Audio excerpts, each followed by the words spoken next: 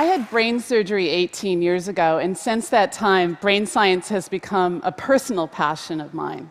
I'm actually an engineer.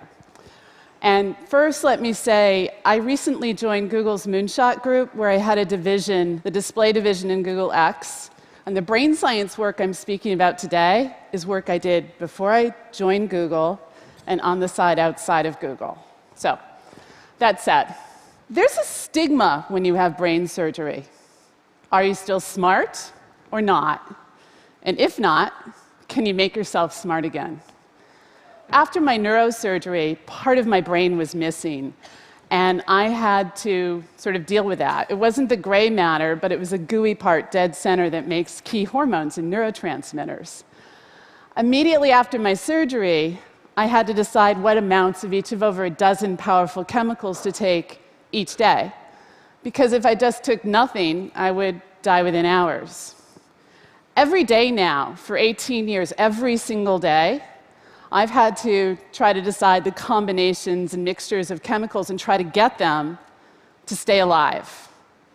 There have been several close calls, but luckily, I'm an experimentalist at heart. So I decided I would experiment to try to find more optimal dosages, because there really isn't a clear roadmap on this that's detailed. I began to try different mixtures, and I was blown away by how tiny changes in dosages dramatically changed my sense of self, my sense of who I was, my thinking, my behavior towards people. One particularly dramatic case, for a couple months I actually tried dosages and chemicals typical of a man in his early 20s. And I was blown away by how my thoughts changed. I was angry all the time. I thought about sex constantly. And I thought I was the smartest person in the entire world. And of course, over the years, I'd met guys kind of like that, or maybe kind of toned-down versions of that. I was kind of extreme. But to me, the surprise was I wasn't trying to be arrogant. I was actually trying, with a little bit of insecurity, to actually fix a problem in front of me. And it just didn't come out that way. So I couldn't handle it. I changed my dosages. But that experience, I think, gave me a new appreciation for men and what they might walk through. And I've gotten along with men a lot better since then. What I was trying to do with tuning these hormones, neurotransmitters, and so forth was to try to get my intelligence back after my illness and surgery, my creative thought, my idea flow. And I think mostly in images. And so for me, that became a key metric. How to get these mental images that I use as a way of kind of rapid prototyping, if you will, my ideas, trying on different new ideas for size, playing out scenarios.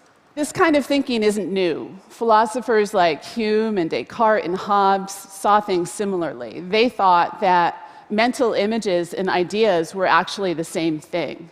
There are those today that dispute that, and lots of debates about how the mind works. But for me, it's simple. Mental images, for most of us, are central in inventive and creative thinking.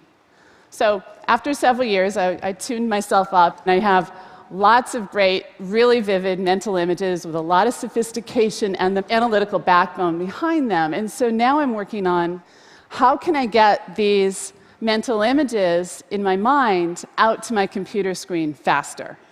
Can you imagine, if you will, a movie director being able to use her imagination alone to direct the world in front of her, or a musician to get the music out of his head?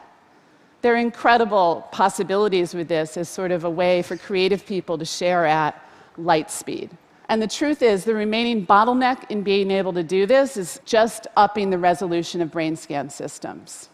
So let me show you why I think we're pretty close to getting there by sharing with you two recent experiments from two top neuroscience groups. Both used fMRI technology, functional magnetic resonance imaging technology, to image the brain. And here is a brain scan set from Giorgio Ganis and his colleagues at Harvard. And on the left-hand column shows a brain scan of a person looking at an image.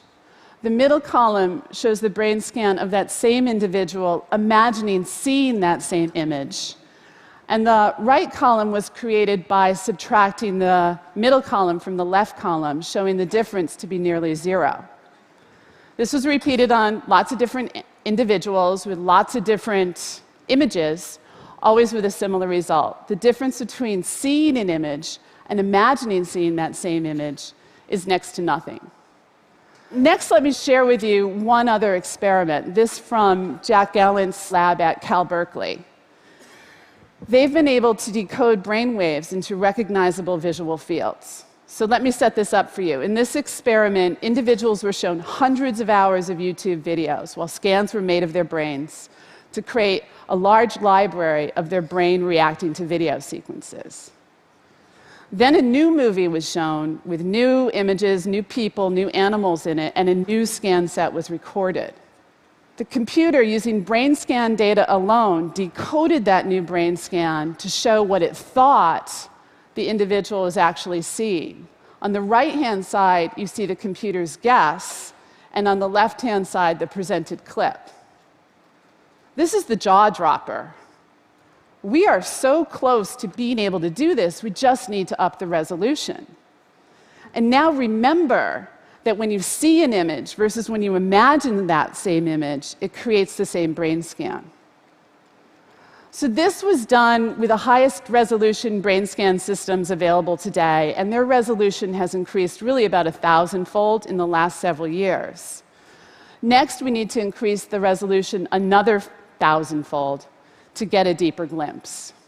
How do we do that? You know, there's a lot of techniques in this approach. One way is to crack open your skull and put in electrodes. I'm not for that. There's a lot of new imaging techniques being proposed, some even by me. But given the recent success of MRI, first we need to ask the question, is it the end of the road with this technology?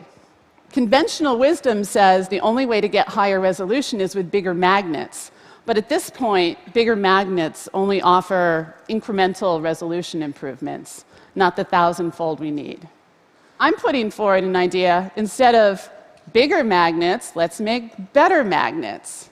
There's some new technology breakthroughs in nanoscience when applied to magnetic structures that have created a whole new class of magnets. And with these magnets, we can lay down very fine, detailed magnetic field patterns throughout the brain.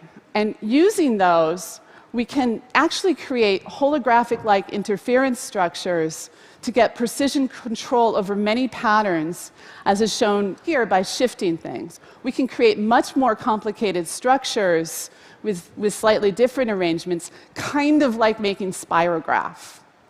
So why does that matter? A lot of effort in MRI over the years has gone into making really big, really huge magnets, right? But yet most of the recent advances in resolution have actually come from ingeniously clever encoding and decoding solutions in the FM radio frequency transmitters and receivers in the MRI systems. Let's also, instead of a uniform magnetic field, put down structured magnetic patterns in addition to the FM radio frequencies. So by combining the magnetic patterns with the patterns in the FM radio frequencies processing, we can massively increase the information that we can extract in a single scan. And on top of that, we can then layer our ever-growing knowledge of brain structure and memory to create a 1,000-fold increase that we need.